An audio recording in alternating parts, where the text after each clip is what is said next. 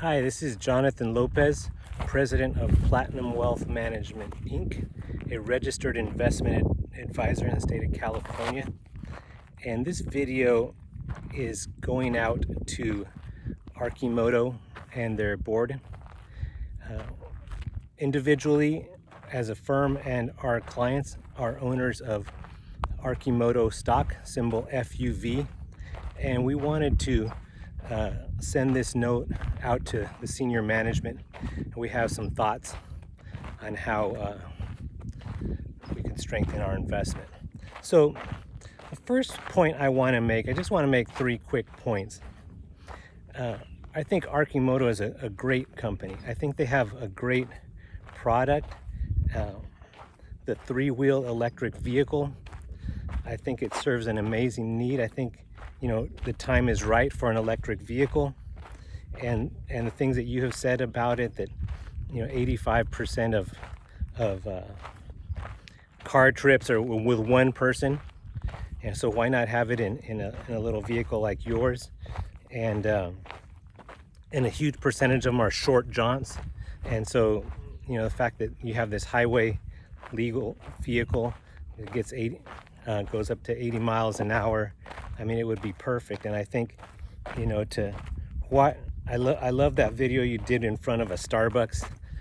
Why go to Starbucks in one of these, pointing to a big 7-passenger SUV with one person in it, when you could go in this and really make a much smaller carbon footprint. I think that's a great idea, and it's fun. I've seen that it's fun to drive, and I think you're on to something phenomenal here. There's just a couple points I would like to suggest. I think this is a billion-dollar idea, a multi-billion-dollar idea, and for the CEO and founder, Mark Frohnmayer, it's gonna make you a billionaire. And I'm concerned, I get a sense that if that were to happen and you were to have an interview, and I could see you saying something like this: never in my wildest dreams would I have imagined becoming a billionaire. And that's a concern to me, because most billionaires wouldn't say that. Elon Musk, in every one of his wildest dreams, he was a billionaire, way before he became one. Jeff Bezos, in every one of his wildest dreams, he was already a billionaire. Warren Buffett, Mark Zuckerberg, and even the Winklevoss twins, they thought they were going to be a billionaire with Facebook, but they didn't. They became billionaires anyways with Gemini, because in every one of their wildest dreams, they were already billionaires. And I just don't get that from you, and it concerns me a little bit. And I was watching Shark Tank one time, and this guy comes on to Shark Tank with a great idea, and Barbara Corcoran says to him, she goes, "I think you're on to a great idea, but I don't think you're the guy that's going to take it to the finish line. I'm out." And I understand what she said, and that concerns me a little bit, Mark. And my suggestion is to go to sleep and don't wake up until in every one of your dreams you're a billionaire. Okay? When you wake up and you said, "I saw it, I'm a billionaire, and I believe it, and I'm ready for it," I think then you're ready to make your company a multi-billion-dollar company. But if that's not in your wildest dreams, in every one of them, I'm concerned. Okay, my second point is this advanced technology vehicle manufacturing loan program. You've been talking about this loan for over a year, and you've been working on the application for this loan. And as far as I know, you have not submitted the application yet. And I think it relates to point number one. I think there's a fear of success there. Probably maybe 20% fear of failure, but probably 80% fear of success. What are you going to do if you get that money and there's no other excuse to not turn your company into a multi-billion-dollar company? Just do it. Submit the loan. I think the administration is ready for that. That's the same loan that Tesla used to get off the ground, and you have the right product. You have everything going for you. Don't be afraid to submit that loan and to get an approval. on your loan and to move forward. Because my third point is, it's time to move from tinkering and innovating to executing.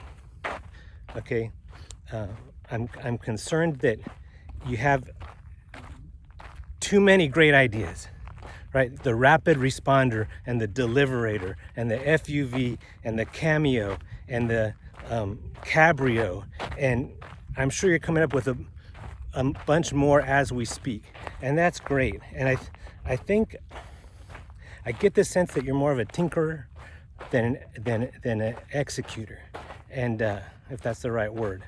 But it's time to start executing and get this thing off the ground. I know there's some steps. It's never going to be the perfect time ever, but you gotta jump out and do this.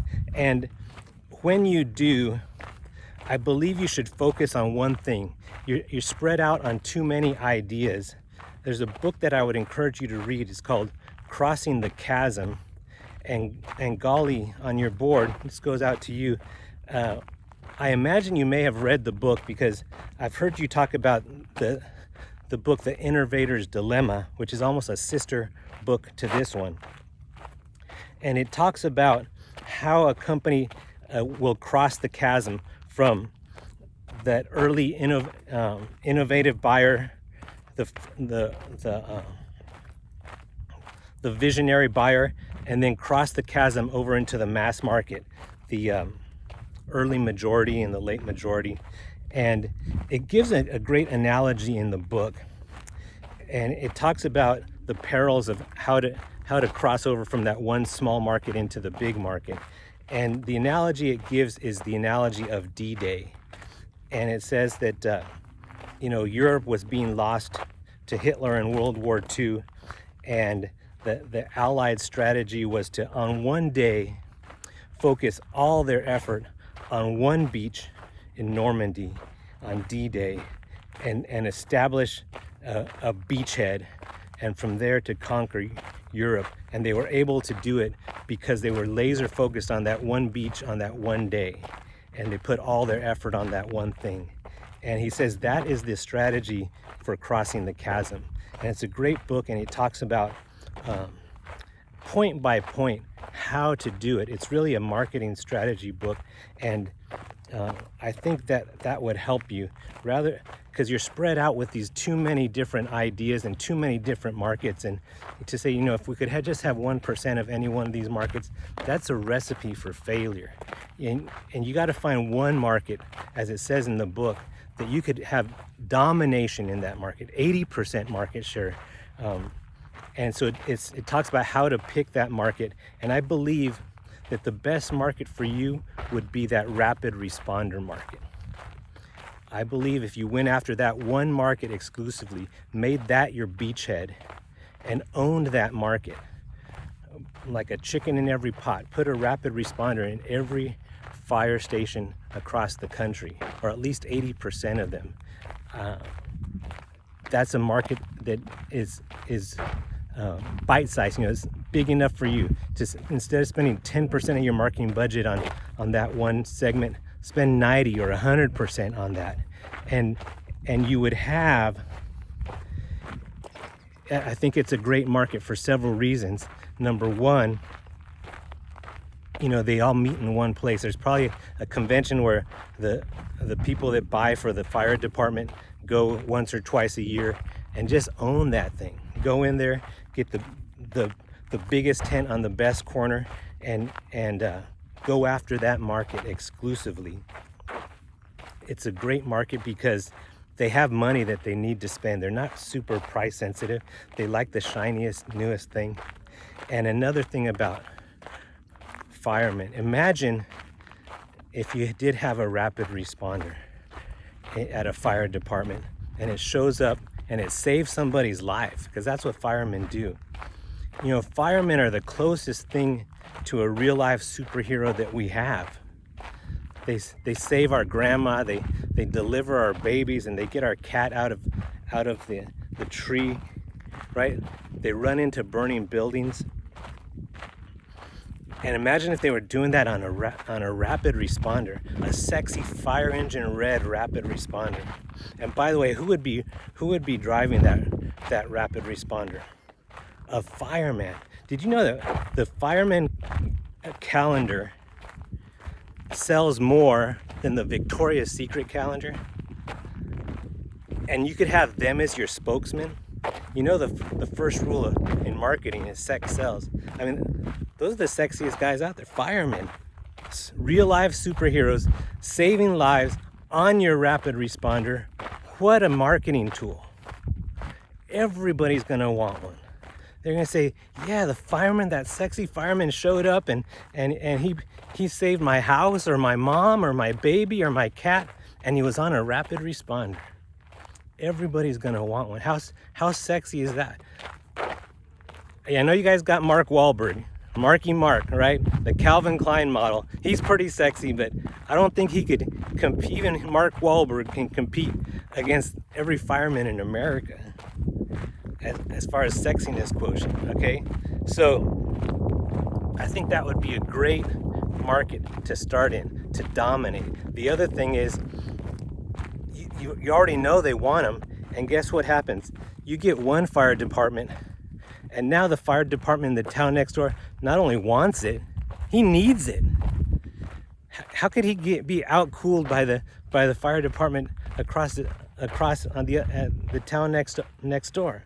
Okay, so if you spend all your marketing effort, you get into that convention, you get into that tent, and send you there, Mark, and Gally there, and Sandy Monroe and Mark Wahlberg, and in that tent selling to these people, I think that market is ripe for you to dominate, and to let that be your Normandy, your beachhead.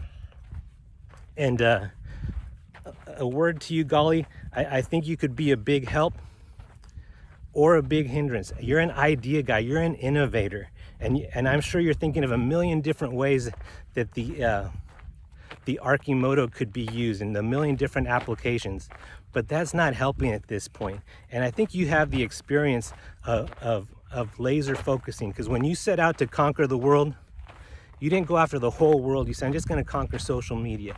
And you didn't go after all of social media. You said, I'm just going to conquer YouTube. And you didn't go after all of YouTube, because there's segments of YouTube, right? The do-it-yourself, the entertainment, the jokes, and the music. You said, I'm just gonna go after those educational videos. And you didn't go after that whole educational video market. You went after the investment education video market. And you didn't even go after that whole market. You said, my Normandy, my beachhead is gonna be the Tesla video.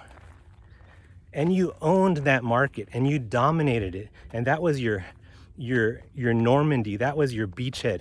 And from there, you were able to expand into other things, your hypercharts and your book and your Tesla Kila and your private equity deals and your board seats. But it was after you had a laser focus on one single thing. So bring that to the boardroom, that laser focus on one thing, dominate that market. And I believe we're sitting on a 10-bagger here. Arcimoto. So if you do those three things, Mark, in every one of your wildest dreams, be a billionaire. Number 2, submit that loan. And number 3, focus on one market. And the one market I recommend is the rapid responder market. If you do those things, I'm with you, and I think we're sitting on a huge success, a multi-billion-dollar company, and you will wake up one day being a billionaire, and I hope you expected it all along. I'm with you all the way. If you don't move on these things, I'm a little bit concerned, and I might be out. Okay, so I'm here to help. Feel free to reach out to me if I could help in any way. Shoot me an email, a text, Jonathan Lopez and I'm at Platinum Wealth Management Inc. Okay, have a great day.